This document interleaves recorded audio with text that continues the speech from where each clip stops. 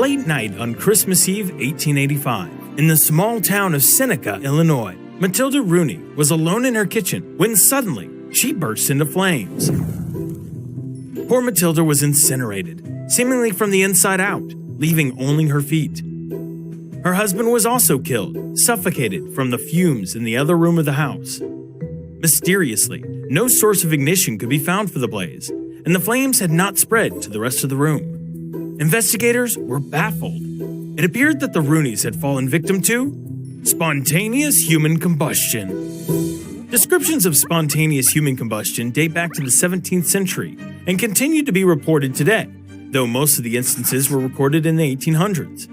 The most notorious case in fiction is in Charles Dickens' book Bleak House, where the sleazy junk merchant, Mr. Crook, leaves behind a heap of ashes on the floor and a dark, greasy coating on the walls and ceiling. Dickens later insisted that such a thing was possible, citing respected physicians in famous medical cases. "I shall not abandon the facts," he concluded with typical Dickensian panache, "until there shall have been a considerable spontaneous combustion of the testimony on which human occurrences are usually received."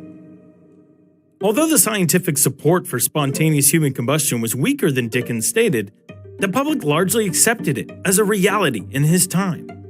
The victims were often alcoholic and overweight, so there was a general perception that this was retribution for a life of debauchery.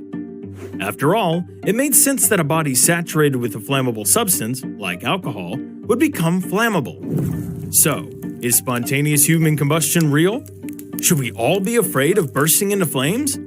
The answer is almost certainly no. In fact, none of the proposed scientific explanations have held up to scrutiny.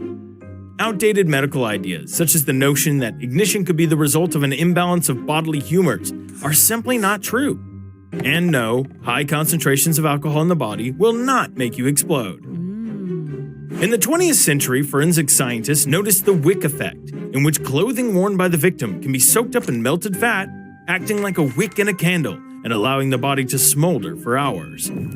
This effect can produce many of the unusual signs of spontaneous human combustion, such as the nearly complete incineration of the body and the lack of fire damage to the victim's surroundings.